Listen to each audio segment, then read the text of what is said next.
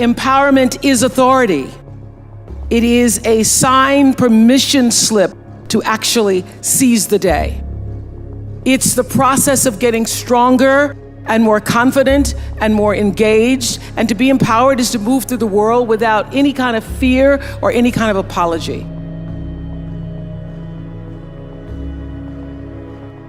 And with these gifts comes an even deeper privilege, I believe, and that is the ability to take charge of your own life, to own yourself, and claim your rights. And here's what I know for sure, that to whom much is given, much is expected.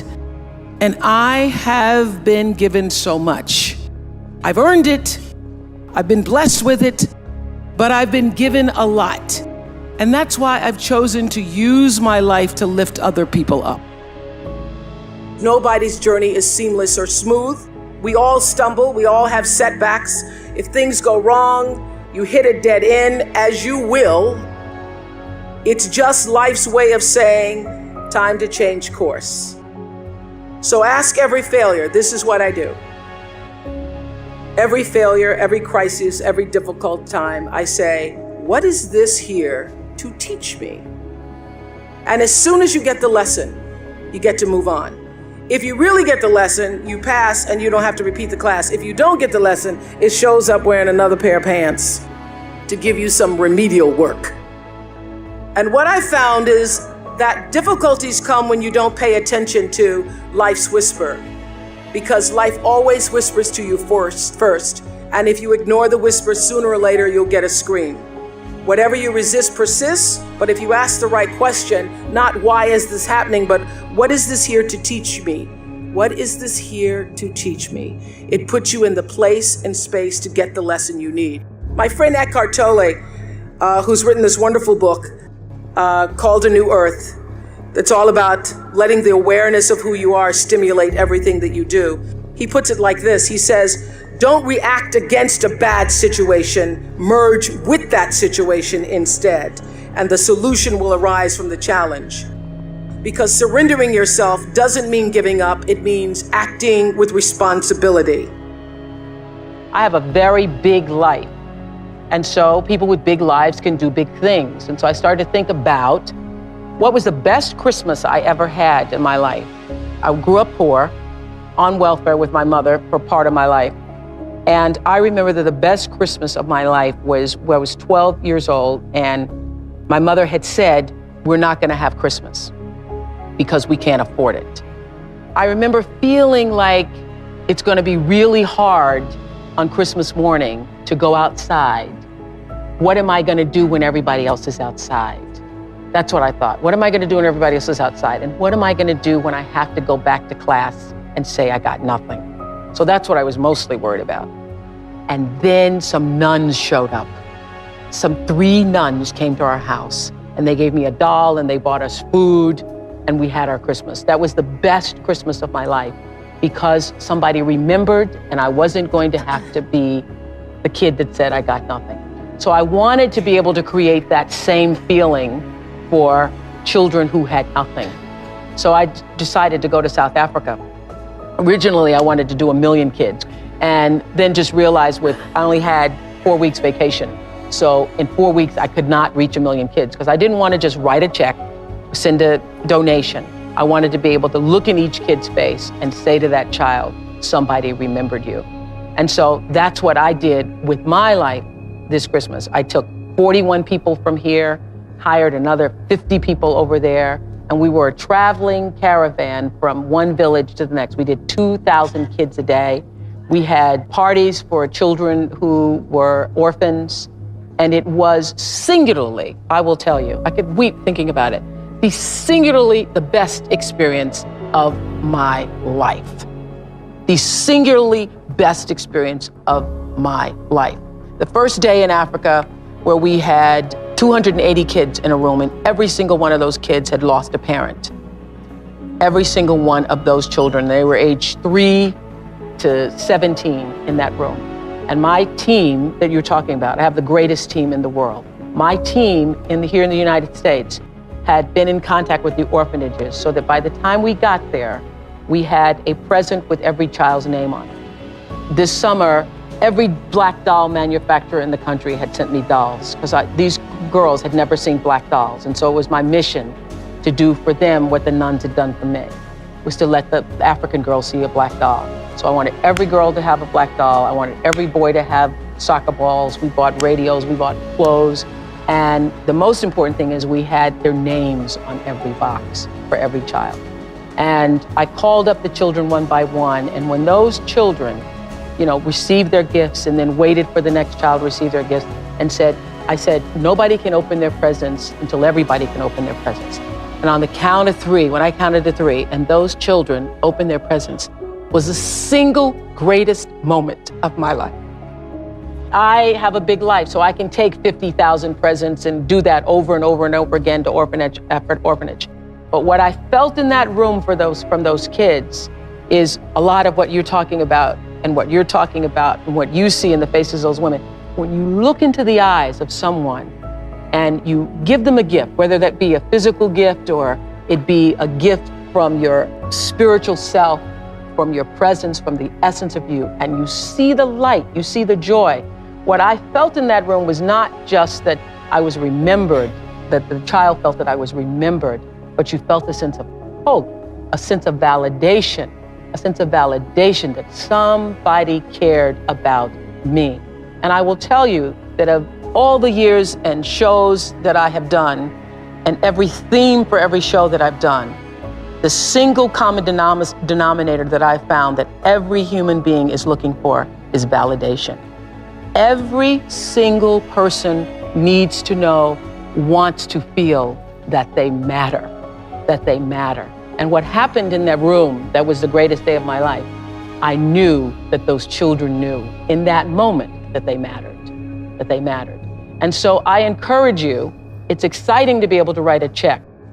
It's even more exciting to be able to touch one life, to be able to do that for one person. It's like Cynthia was saying, when you can do that for one person, when you can do that, you will know that your life has meaning. And I will tell you, when I left that place, my friend Gail and I were there and we were all boo-hooing. We're like boo-hooing with the children. Oh my God. And Gail was saying, what is it? We're so full. And Gail said to me, she said, as big as your show is, what happened in that room seemed bigger. And that is true. That is true for me, who has this big life in a television show.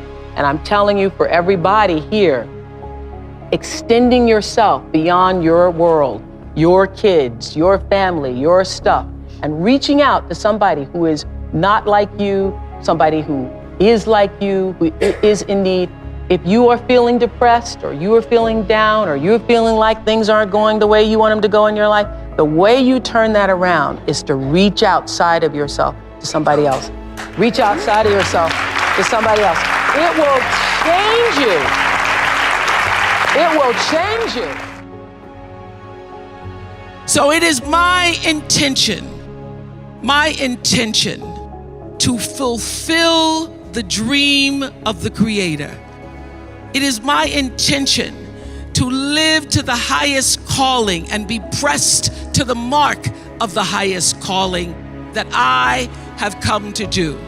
And when you can ask the Creator, ask that which made you you, what is your dream for me? I guarantee you, instead of you trying to define the dream, what is your dream for me? If you're able to lean into the dream that the universe and all the forces of light and love and power and grace, by all the names that we call God, has for you, nobody can touch you. Nobody can touch you. So I want to talk about my dream for you, because I have been so blessed to live inside the dream of God.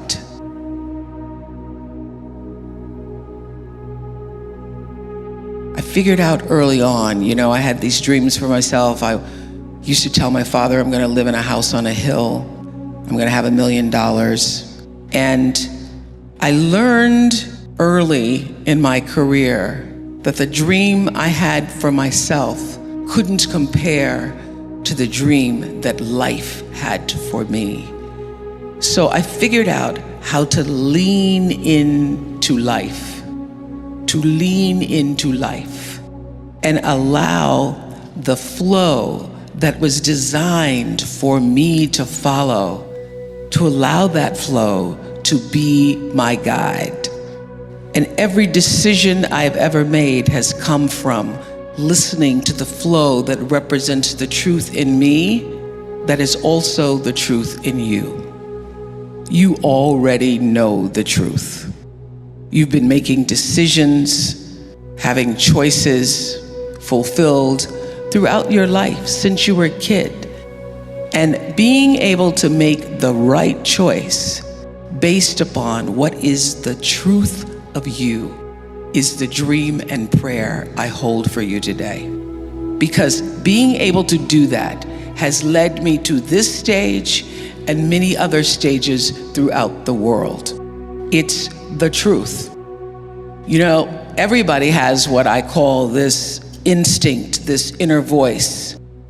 It's called by many names: intuition, the divine, the flow, but everybody has it. And the truth is, every decision I've ever made that led me to the right space and place in my life, I got there because I relied on that inner voice, the truth of me. When I was 30 years old and about to leave Baltimore, because I felt something inside, that thing, that instinct, that flow, that truth that said, it's time to move on. And every single person around me, except for my best friend Gail, that's why she is my best friend Gail, said, you shouldn't move to Chicago. You should stay here. My bosses said, you're right here in Baltimore. You're a little fish in a big pond. You can grow old here. I go, that's the problem. I don't want to grow old doing the evening news here. So I listened to that inner voice that said, go. And I knew whether I got the job in Chicago, which of course I did, or not, that it was time to leave because the truth of me was urging me forward. And every decision I made after coming to Chicago, when everybody said, you should just take a salary. It's too big of a risk to own yourself, to own your show. What if that show fails? Then you're stuck. I said, I'm gonna bet on myself, because the truth of me, the inner voice that I was allowed to get still and feel, said, take the risk, bet on yourself. Every decision I've ever made, I've come back to that space and allowed myself to live in the place of intentional living. About 1989, after I'd been doing my show for 3 years, I ran across a book called The Seat of the Soul by Gary Zukav. And in it, he talked about how every action is followed by a reaction, which we all know is the third law of motion in physics. But he also said that before there's even a thought or an action, there is an intention. Something struck me about that. There's an intention that it precedes every thought and every action, and the outcome of your experiences is determined by the intention. At the time, I was a kind of woman who tried to do everything that everybody wanted me to do, because I just started making money. The amount of money I made was being published. I got a lot of cousins instantly. A lot of people I used to know in school and friends of mine who all needed things, and I had problems saying no. So this principle of intention is what literally saved and changed the trajectory of my living, because I started to make my decisions based on what I intended, not just what somebody else wanted me to do or what I thought would please them, but what do I really intend to happen from the outcome of this decision or this choice? And so I started to apply this intentional living and this intentional thinking to everything in my life. I said to my producers, do not bring me a show or an idea unless you have a clear intention about why we're doing it, what you want to say, what you want the outcome to be. And changing the paradigm to from just doing a television show, from just being on TV, to actually intending to be of service to the viewers, change the trajectory of the show. The reason we were #1 for 25 solid years is because we intended to be. We intended to create and to use the opportunity of being able to speak to people every day, to use that as a platform to inform their lives in service, intentionally. And I would say to the producers, do not bring me an idea that I cannot find my thread of truth in, so that I could sit in the seat and ask the questions with the intention of accomplishing something bigger than the interview. So I remember the first time I used this principle of intention. There was a mother on who had lost her 16-year-old daughter. She'd been murdered by her boyfriend. Junior in high school, popular, straight A's, cheerleader. Everybody loved her. Nobody ever suspected that the boyfriend was abusing her. I learned then, back in the 90s, that domestic violence for young girls, for teenagers, is at the same rate of domestic violence for grown women in this country. 1 out of 4 girls, 14 to 18, dating, are being abused by their boyfriends. So this girl had hidden it from her mother and her friends, because girls hide it because they don't want anybody to know, and also because they want to keep the boyfriend. So I went into the green room and I asked the mother, please tell me why you're here. What is your intention? She said, I'm here, Oprah, because your producers asked me to come. I said, but what is the reason you said yes? What is your true intention in being here? And she said, I want people to know that my daughter's life was bigger than her death. Everywhere I go, people only want to talk about her death and how she died and how I didn't know or why I should have known. But I want people to know that my daughter, our daughter, was loved. She was loved by her siblings and loved by her friends, and she loved us, and she had a life that was bigger than her murder. And I said, good. I can do that. I can make sure that people know that your daughter's life meant something, that her being here on the planet Earth for 16 years truly mattered. And here's my intention. I want everybody who hears your daughter's story to be able to see their friend, to see themselves, and to know that to remain silent can be a killer. And so every question that I ask you comes from the point of view of an intention to serve the life of your daughter so that her life would not have been in vain. That's the first show I won an Emmy for, when I aligned the intentions. And since that time,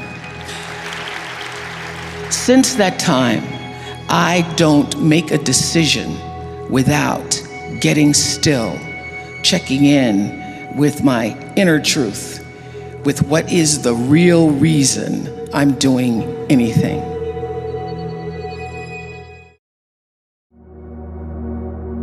This whole idea of quantum physics, Newton's law, nature, the order of things, and how life and nature itself operates.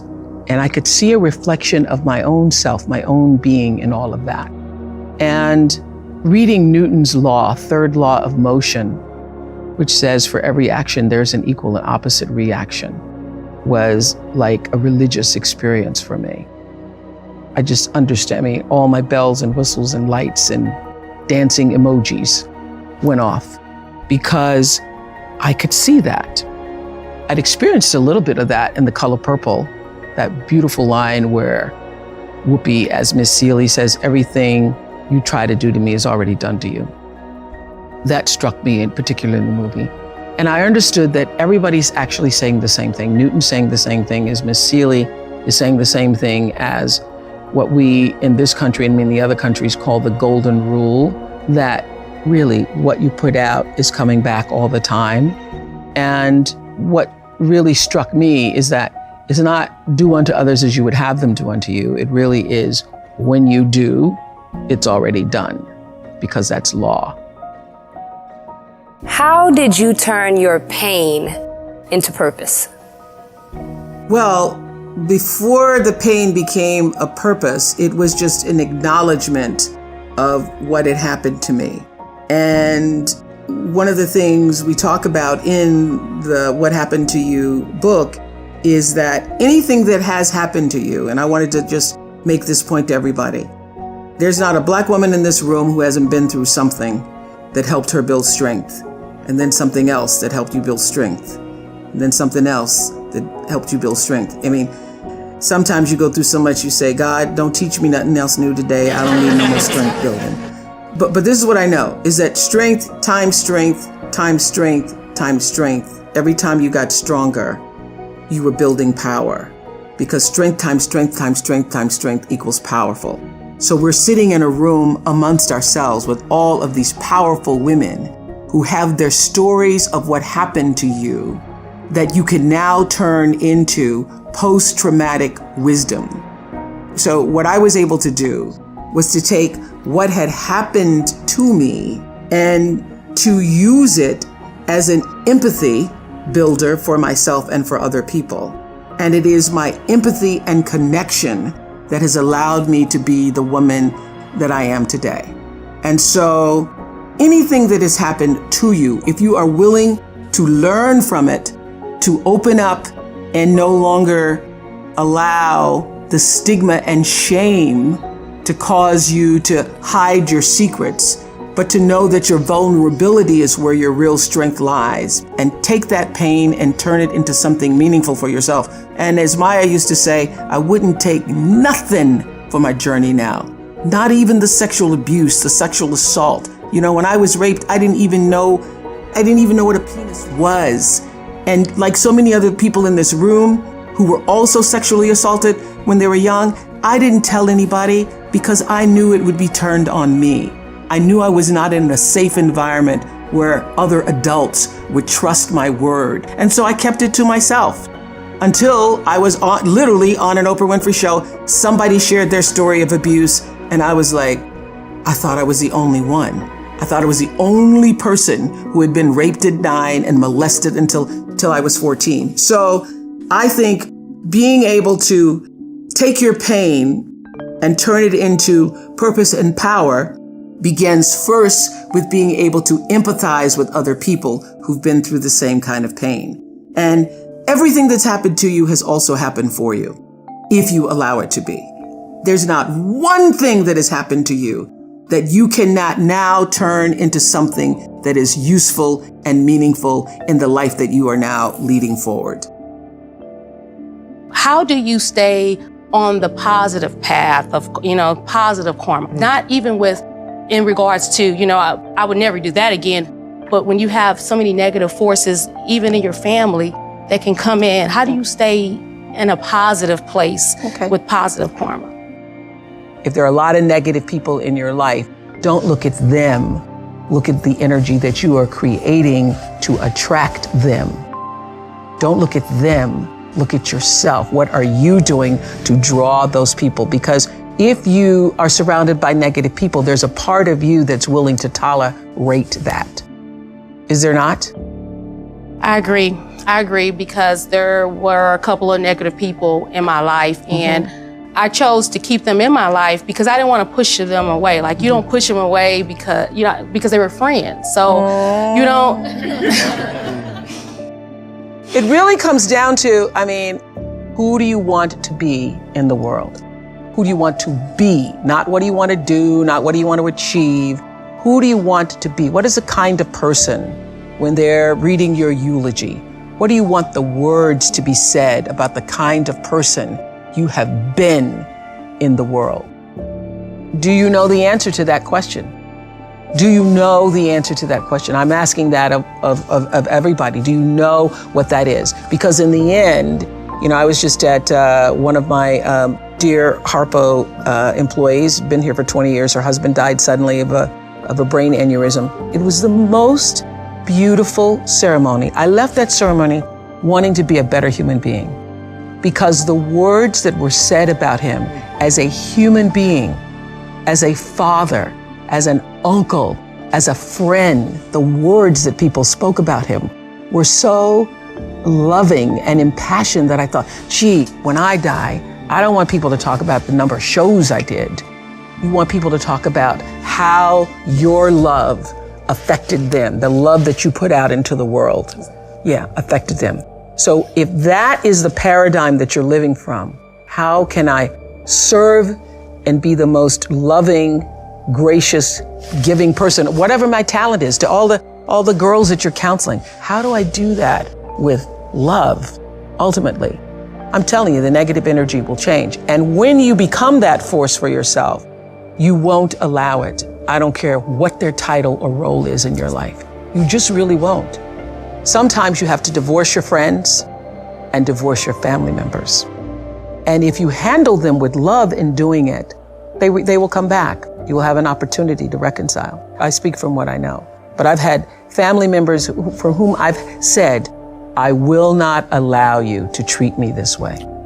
I will not allow you to treat me this way. And for one family member, it took them 3 years to get, when you get some sense, call me and let me know that your senses has returned. And what can you do when you've done all you can? You just stand. It's one of my favorite gospel songs. Always gives me goosebump fortification when I hear it, especially when Donnie McClurkin sings, prayed and cried, prayed and cried. After you've done all you can, you just stand. Well, I read a story today about a 65-year-old Ukrainian woman who used to pride herself on her beautiful embroidery work and now is sewing bulletproof vests for soldiers and grateful to still be standing to fight the war. It got me thinking about what it means to keep standing in the face of the most grave adversity. Another story, a man named Yuri huddled in a church basement saying, it's hell here. Imagine 200 people sitting in one room for 2 days. We can't even breathe fresh air. Well, I don't want to imagine it, but I know we are not supposed to turn away as the days drag on and the Ukrainian people keep standing in the face of such terror and devastation. So in our own lives, what can we do to keep standing for what's right, what's just, for what will bring us peace? Martha Beck says, peace is our home. You deserve peace. What can you do this week to take a stand for peace in your own life and the lives of those that you love, and make it so? Let me know in the comments below, because I love hearing from you, and we know that what the world needs from all of us is more peace.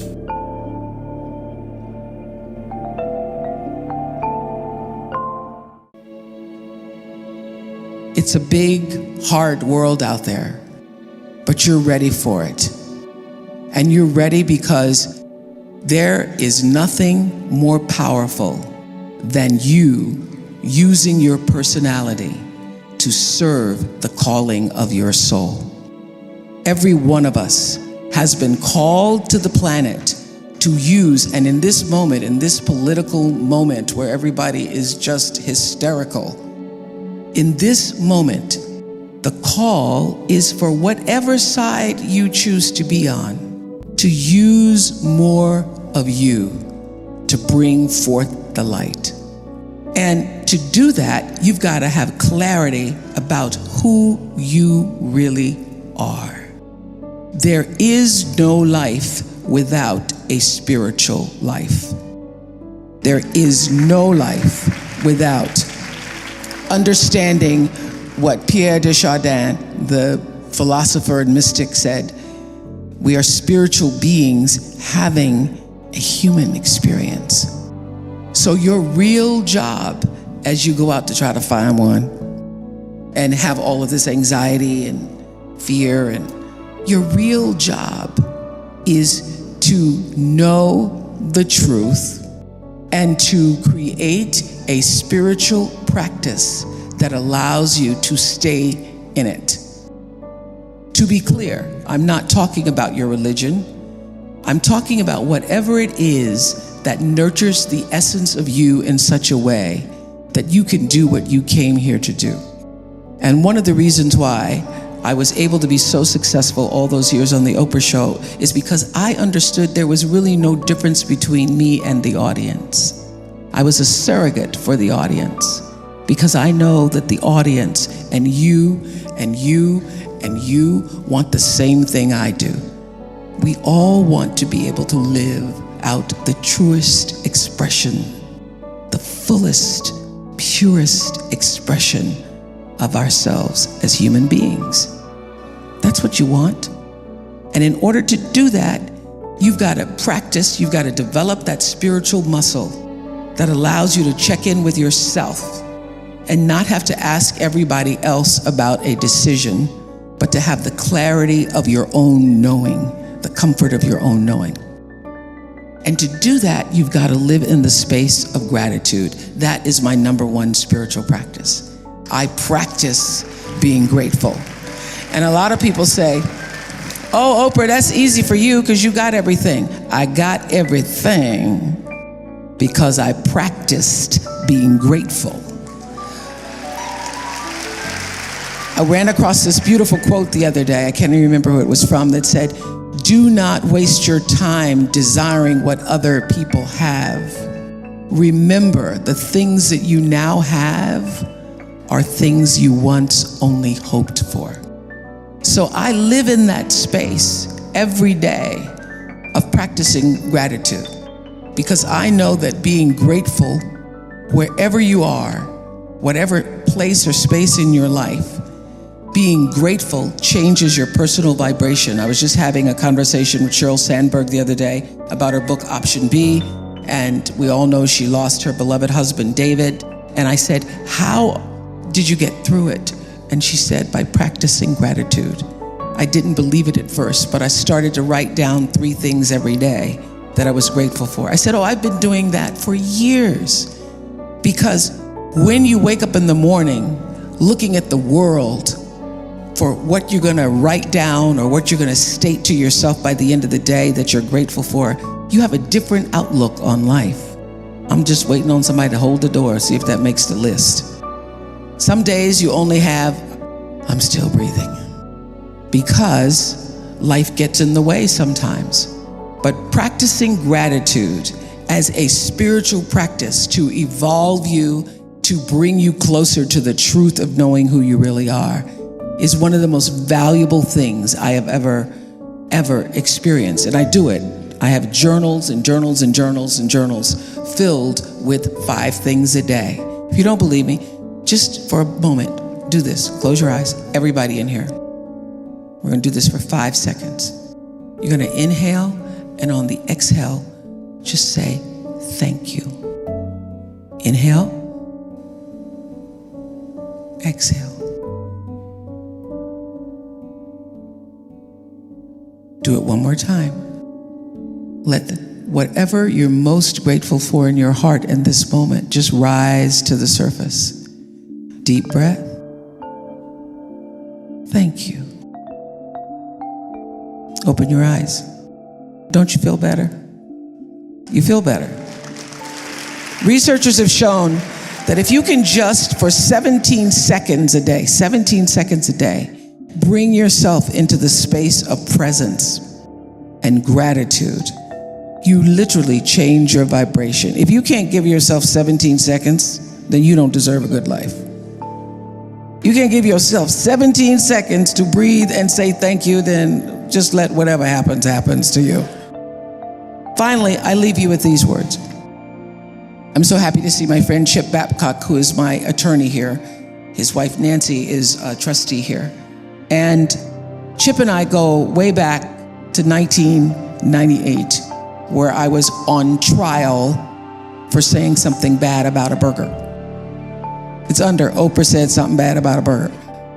So I said something bad about a burger, and I was on trial in Texas for 6 weeks, night and day, 9 to 5, on the witness stand for days, testifying about burgers. And I was confused. I was like, I don't understand. I was a mess. I was a wreck. I forgot about intention. And I had to get myself still. It was hard to be still because the cattlemen, they wanted to take me down. Okay, so I'm on the witness stand being tried for saying something bad about a burger. And the prosecutor is saying, you, young lady, conspired to bring down the entire beef industry. Did you not? And you strategized with your team, and you came up with the idea that you were going to do everything you could to take out the cattle industry. Did you not? So I didn't. The more he was spitting on me and charging me with this really struck me. He said, at one point he says, this young lady is a liar because she knew and deliberately tried to take my clients out. It's offensive when you're called a liar and you're not. And the more he spit and the more he railed and ranted, something happened to me in the midst of this crisis. I started to get still, which is my prayer for you. I started to get still. The crazier he got, the calmer I became. And finally, when he called me a liar, I knew in that moment, well now, that is not my truth. You can say a lot of things, but I am not a liar, and I did not conspire to take down the entire beef industry. And the more still I became, the happier I got. I'm in the midst of this trial. Chip can tell you, I came off the witness stand and I went, that was great. He said, why? I said, because I got to see and figure out who I really was in the face of being called a liar, being called a conspirator, being told who I was not. And what I know is all trial, everybody goes through trials. I just happen to be in an actual trial. All people, if you live long enough, there's going to be a trial in your life. It may be disease, it may be jobs, it may be any number of crises that stand outside yourself to try to tell you who you are. Are you not? And it is your job to know the truth and let that truth set you free.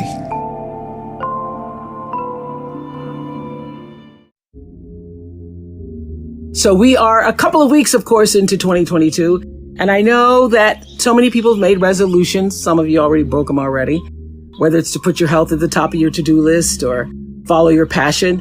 I know the mark of a new year is that we've been conditioned to reset and get all pumped up for our next chapter and all the possibility that awaits. But I want to propose something to you all today. I want to propose that you resolve something very powerful, to love who you are right now. And of course, I think that wanting to be your best self and setting goals and intentions is really major. But I remember during a stop on the 2020 Vision Tour, I met this reporter in Miami. We took some photos together and she said to me, Oprah, next time you see me, I'm going to be so much skinnier. And I replied, well, the next time I see you, hopefully you're going to be as healthy as you can be in that moment. Because right now, this is as healthy as you can be in this moment. And the next time you'll be as healthy as you can be in that moment. I told her to be kind to herself. And she looked at me and said, how do I do that? Well, it starts with loving right now who you are, all yourself, your flaws, living in a space of lack, focused on what you don't want or what you don't like about yourself, I promise you I've learned it doesn't work. Take a moment to look at what is really running through your mind about yourself that may be holding you back. The energy of the universe responds to positivity. And so if you're telling yourself you're not slim enough, you're not good enough, when that negative chatter starts in your head, stops, lean away from it.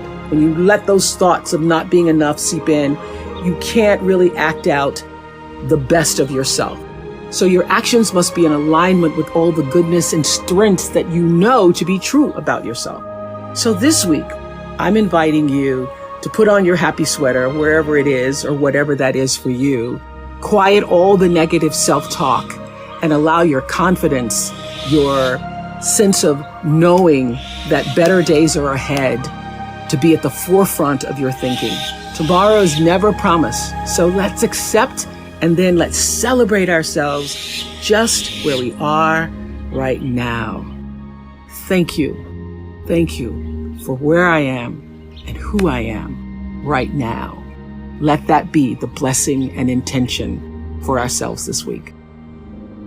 You know, when I was a kid, I thought I was going to be a social worker or be a teacher or somehow be in an environment where I would be connected and speaking to people to honor that calling. I had no idea that God could dream this big dream of a television life for myself. But everybody has a calling, and your real job in life is to figure out as soon as possible what that is, who you were meant to be, and begin to honor that in the best way possible for yourself. We have seen over the years on the Oprah show so many people who've been able to rise to success in their life and only able to rise to success because they answered the call. Lots of people think that it's about being famous or about being known or about doing big, incredible things. What you're going to hear today and see through the stories is that sometimes the calling is right in your own neighborhood. Sometimes the calling is something that was just a whisper to you. And when you begin to honor that whisper and to follow that, you end up being the best that you could be.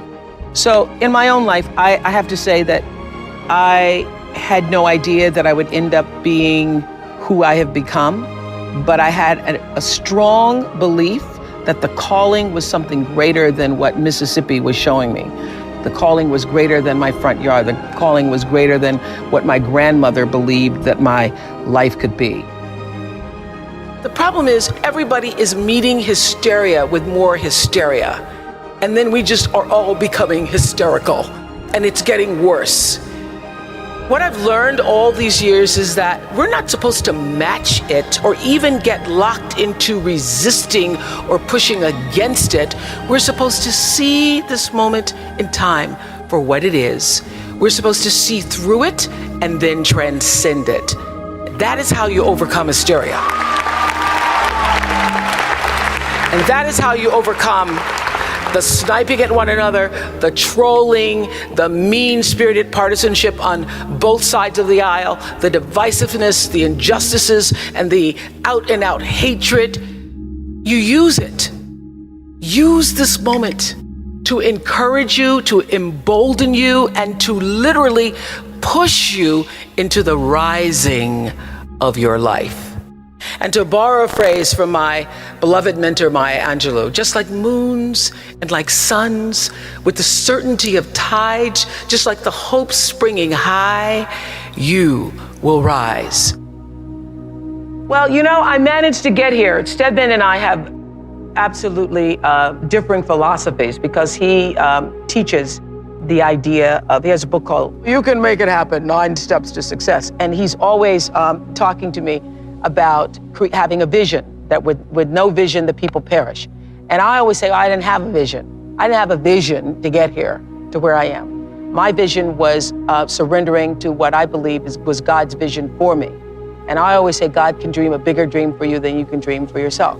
I now believe that I need a vision. I think Stedman is finally right, that in order to continue to move forward, that I need to develop a vision for myself. And one of my big goals is to use this television show as a forum and a catalyst for change in people's lives. That's one of them. The other is to move out into the world in a more impactful global format to help women and children across the globe. Without education, the people perish. Without education, nobody will be able to survive. Without education, women cannot overcome poverty, will not be able to learn to take care of themselves, will not be able to move forward on the planet. So I want to use my life and this television show to continue to do that. I think some people think that, are under the impression that I was born empowered, that I was born coming out of the womb, ready to interview a Klansman. But the truth is, I know very well what it's like to be marginalized, to be told either subtly or quite directly that my contribution isn't or wasn't welcome, that my face was invisible, and that my needs were an affront. So back when I was doing the news in Baltimore, I asked to be paid the same as my co-anchor, who did exactly the same job as I was doing. And I expected that I would be compensated. So I went in and I asked that I would get the same amount of money. So he was doing the same job I was doing, except that he called me babe all the time. Babe, yeah, babe. Anyway, I was told by my news director and by the general manager, because first I went to the news director, then I went to general manager, and I was told that because I was a single woman who didn't have a mortgage and I didn't have kids, that I was not entitled to earn the same kind of money as the man who was sitting next to me doing the same thing. And I realized in that moment that my employers did not get it. They did not understand my value. But you know what? I did. So cut to AM Chicago. The team's hard at work, and they had been working for a long time. And after a year or so, we were asked to be syndicated. That work began to pay off. And before long, we were now no longer called AM Chicago. We're the national Oprah Winfrey show. I got a raise, but my producers did not. So I went into the boss at the time, and I asked that my producers, who incidentally were all female, I asked that they would be given a pay raise increase. And my boss, this is in 1986, said, why? They're only girls. What do they need more money for? Girls. I've used the word affectionately sometimes, referring to women as girls, and there was no affection in his tone. It was absolutely condescending. So, you know, it takes a while to develop a voice, but once you have it, you damn sure better use it on stuff that matters. So I took a deep breath in that moment and said, either they're gonna get raises or I'm gonna sit down. I'm not gonna work if they don't get paid more, babe. I would like to believe that I could have spoken that kind of truth to misogyny, even if I'd been all by myself. But here I was on the brink of finally getting what I really wanted and had been working many years for, a national show. I mean, I might have been too intimidated to stand my own ground against this guy if I were actually alone. But here's the thing, you're never alone. You're never alone. The sovereign sound of Maya Angelou's voice was pushing me forward that day, whispering, I come as one, but I stand as 10,000. So when I was faced with the opportunity to advocate for my producers, I silently called on some of the 10,000 and walked into my boss's office, hand in spirit, with the women who had come before me. I could feel Bessie Smith and Billie Holiday and Ella Fitzgerald and Pearl Bailey and Sarah Vaughan and Lena Horne clutching their green books looking for a place to eat while they sang in supper clubs for whites only. And I could feel Reese Taylor and Rosa Parks refusing to relinquish their dignity in the face of death threats. All these women were with me that day, walking into the office in Chicago, as was Diana Carroll and Petula Clark and Joan Baez and Mary Tyler Moore and Moms Mabley and Barbara Walters and all of the astonishing women whose names none of us will ever even know, despite their sacrifice. And I'm pretty sure I even heard Shirley Chisholm urging me on with this thought: If they don't give you a seat at the table, bring a folding chair. I understood that there were so many times that many women from my mother's generation, and God knows my grandmother's generation, who were forced to grit their teeth and just take it because standing up for themselves wasn't even an option. The risk was too great, and they knew it. But they also knew in their bones what my dear friend Maya put so eloquently into words when she says, you may not control all the events that happen to you, but you can decide not to be reduced by them. Because these women and so many others like them made the decision not to allow themselves to be reduced by the many injustices they were subjected to, I found the strength to act, if not just for myself, not just for my producers, but for all the women who in their ingenious ways subverted the rules, laid the foundation, and pushed the envelope just a little bit further for me. We all are here to fulfill the dreams of those who came before us. Maya used to say, you've been paid for. You've been paid for, young people, so put your crown on your head and wear it. We are here not merely to bear witness, but to be the new voices of an extraordinary new age. You see, when I was growing up, there were no black people in the media, just buckwheat on television. And I was constantly doing that thing, looking to find myself. And what I found instead was Leave It to Beaver and Donna Reed and Lassie, although technically I guess Lassie was mostly brown. The point is, though, we are now able to see ourselves reflected through entertainment. But what pleases me most is that we're beginning to see on screen, what we're beginning to see is starting to change the landscape of what we see behind the scenes, what Kamal was talking about, true inclusion. And what I realized during all those years doing the Oprah show, and the reason that OWN is now thriving, is how essential it is to see yourself reflected in other people's stories. It's something that you, as white people, never have to even think about. Because the more you see a broader and richer and more nuanced depiction of yourself and your neighbor and the world, the more empowered you become. And it's that sense of empowerment that actually tethers us to the universe. It gives us at least a glimpse of how connected we all are. So what a blessed sign of progress it is to know that millions of kids in 2019 don't have to stand with their noses pressed up against the window or the television screens, looking in at a family that makes them feel less than by comparison. Today, we can point to work that says you are every bit as valued and vital to the fabric of life as anyone else. You are a part of a community. But it takes time. It takes time to see yourself. It takes time to hear yourself and to feel appreciated for just being yourself. Empowerment does not happen overnight. Like change, it is never just one thing. It is a series of consistent steps, great and small, that proves to us again and again that genuine change is actually possible. So many people are worried about building a brand. I hear kids on social media talking about their brand. And I used to really resent the word when people would say to me, oh, you have this brand, because I never even thought about a brand.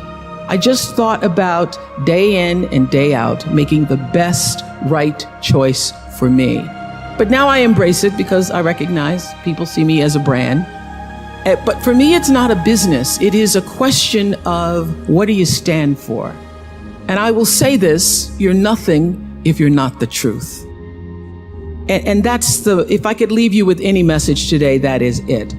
The biggest reward is not financial benefits, though it's really good. You can get a lot of great shoes. Nothing wrong with great shoes. But those of you who have a lot of shoes know that having great shoes and a closet full of shoes or cars or houses or square footage doesn't fill up your life. It doesn't. But living a life of substance can. Substance through your service, your offering of your whole self. And the baseline for how do you live a life of substance is whatever is the truth for you. What do you stand for? People may not remember your every word.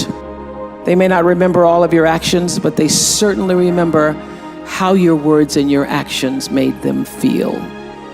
So let's leave here today with the collective memory of wanting to create enlightenment in the world. Let's leave here knowing that we can give people the sense that they have been heard and respected. Let's foster original thinking and humane treatment.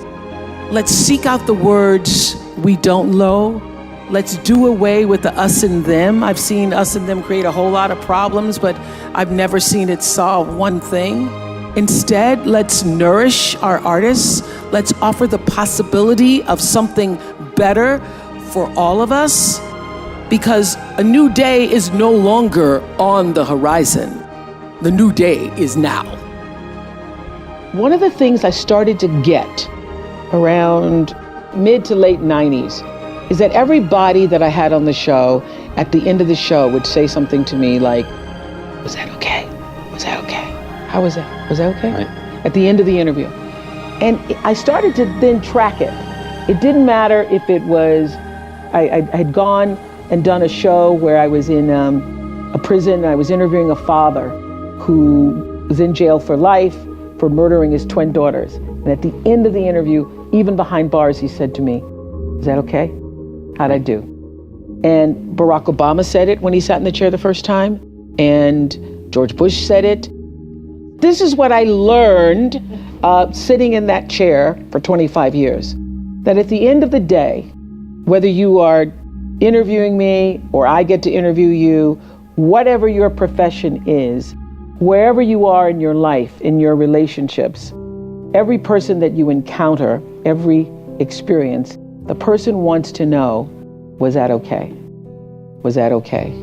And what I started to hear was that what people are really saying is, did you hear me? Did you hear me? And did what I say mean anything to you? And so I started to listen with that in mind, with that intention of validating that your being here, you're speaking to me, you're taking the time to do this with me is important because you matter. And that's true for everybody who's watching or listening, that every argument that you ever have, every encounter, the person just wants to know, did you hear me? Did you see me? And did I say anything that mattered? Everybody works hard and everybody has their own dreams. There was a time where I used to spend a lot of energy wanting things. Of course, it's easy for me to say, oh, things don't define you because I got a lot of things. Things are nice, I like them. But this is what I learned. When you can surrender to the dream, you get to live in the space of the higher power. You get to live in the space that you purposefully have come to earth to claim for yourself. So, around 1984, I was sitting in bed one morning. I was reading the New York Times review of The Color Purple. And I thought, whoa, this sounds like a really great book. I got out of bed in my pajamas, put on my galoshes, and went to the store to get the copy of The Color Purple. I read The Color Purple in one afternoon, went back to the bookstore, bought every book of The Color Purple. I took the books to the office and I said to everybody, y'all gotta read this book. Oh my God, you gotta read this book, Color Purple. I needed a book club, I didn't have one. So I passed out the book to everybody I knew. Please, read The Color Purple, read The Color Purple. Then I start to hear that somebody's gonna do a movie about The Color Purple. But I don't know anybody in the movie business. By this time, I was on AM Chicago. I don't know anybody. I start praying to God. God, please help me find a way to get into Color Purple. I say, Jesus, I don't even have to have a speaking part. I will be, because I went to the movies and I saw on the movie credits, at the last credit, there's something called Best Boy. So I said, Jesus, if you just let me be Best Girl, that'll be all right by me. I can be Best Girl. I can carry the script. I can help the people with the water. I can do whatever. So I start praying for The Color Purple. As divine law would have it, Quincy Jones comes to Chicago. And he is in Chicago for 1/2 of a day because somebody has filed a suit against Michael Jackson claiming that Billie Jean was their lover and that's not his song. So Quincy had taken the red eye to Chicago. He was in his hotel room. He was coming out of the shower and the television in his hotel room is on AM Chicago. There sits little chubby me with my Jerry curl on AM Chicago. Quincy Jones tells Reuben Cannon, the casting agent, I think I found Sophia. So I get a call from Reuben Cannon who says, I'm calling about a movie. It's called Moon Song. Would you be interested to come and audition? And I say, I have not been praying for Moon Song. I have not been praying for Moon Song. I've been praying for The Color Purple. He said, well, I think you should come and audition. So I go to audition. You know, movie people, they make everything all secret. Steven Spielberg didn't want anybody to know he was doing Color Purple. So on the outside of the script, it says Moon Song. But I know all the words by heart. So when I open the script, I know this is The Color Purple, Jesus. This is The Color Purple. So I auditioned for The Color Purple. I can't even believe it. They don't just want me to be the water girl or the best girl. They are asking me, do I want a part in the movie? Oh, that I'm thinking prayer works. 3 months pass. 3 months is a long time. I auditioned in February, March, April, May comes. I haven't heard anything. So I call Reuben Cannon. I say, Mr. Cannon, I'm sorry, sir, I haven't heard anything. I expected to hear something by now. And Reuben Cannon, African-American man, says to me, you don't call me, I call you. And I didn't call you. Do you understand that I have real actresses who have auditioned for this part? Real actresses. And he tells me who just left his office. And I went, well, okay, I'm not getting that part. So I hang up the phone and I start crying. I can't believe that God has played this trick on me. I think, this is a trick.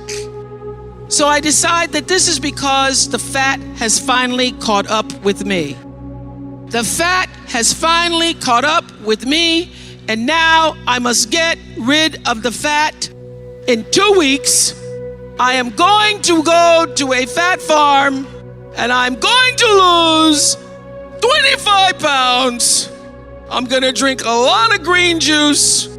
I'm gonna have some cleanses and colonics. So I also was trying to make peace with it. I said, God, I don't understand.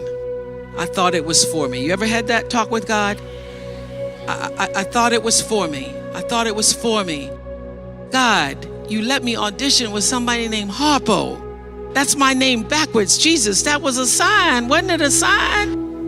And then 3 months pass, and then Reuben Cannon says, real actresses have just left his office. So I start to pray on the track. I'm out on the track at the fat farm, and I am running around at the track at the fat farm. It starts to rain. Y'all know how that is. But I don't even care, because I am praying to God to help me to let it go. Help me let it go, because now I've become obsessed with it and it's now controlling my life. I start praying, running around the track, and I keep hearing this noise, and I can't, there's nobody on the track but me, and I'm running around the track. And I look around, and it is my thighs rubbing together. My thighs are rubbing together, causing this thunderous sound. There's nobody on the track. So then I really start to cry. Oh, Lord, help me. Help me let it go. Help me let it go. Help me let it go, God. Help me let it go. And you ever did this prayer where you say, okay, Lord, okay, I'm gonna let it go. Then you get up and you go, well, I think I still got a little bit of it. I did. Help me let it go. But I am not gonna be able to see the other actress in my part. I won't be able to see it. I won't be able to see Color Purple. Just can't never see it the rest of my life. I won't be able to see it. So then I started, I don't know where it came from. I surrender all. I surrender all thee, my blessed Savior, I surrender all. I sang and I cried. I sang and I cried and I prayed some more until I could reach the point where not only will I be able to go to the movie, but I can bless the other actress. I can bless her.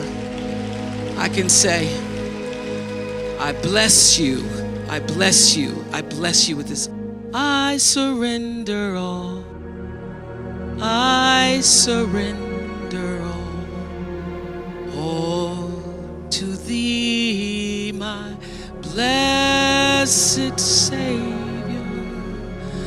I surrender all. And I tell you in my greatest testimony that the instant I laid that thing down, I'm telling you, when I laid it down and it didn't have me anymore, it had no control over me anymore, I didn't feel anything about it anymore. When I let it go, when I intentionally surrendered it to the power that was greater than I could ever know, the instant that happened, a woman comes running out of the cafeteria screaming, Winfrey? Is your name Winfrey? For 10 years, nobody could pronounce my name. I said, yeah. She said, somebody's on the telephone for you. He said, named Spielberg. I get to the phone. He says, I hear you're at a fat farm. I said, no, sir. This is a health retreat. He says, I'd like to see you in my office in California tomorrow. This was in Wisconsin. I'd like to see you in my office. And if you lose a pound, you could lose this part. No problem do I have. I'll have no problem not losing a pound. So, honey, I packed my bags and I stopped at the Dairy Queen. I got 3 scoops just in case I'd lost a half a pound. And the next day, I was in Steven Spielberg's office and he said, you're hired. You're hired. You have no idea of the power of noticing another human being and what it feels like when somebody knows that they have been seen, truly seen by you. It is the greatest offering you can give. And all those years of the Oprah show, the greatest lesson I learned was that, after every show, someone would say invariably in one way or another, how was that? I'd finish an interview with the father who killed his twin daughters. I'd finish an interview with politician Barack Obama, Joe Biden, George Bush, Beyonce. They all say the same thing. How was that? And so I started to see that there's this common thread in our humanity where everybody wants to know, how was that? Did I do okay? Did you hear me? And did what I say mean something to you? So I would have to say that recognizing that in other people has helped me to become, a person of compassion, a person of understanding, a person who can interview anybody about anything, because I know that the core of you is the same as the core of me. You just want to be heard.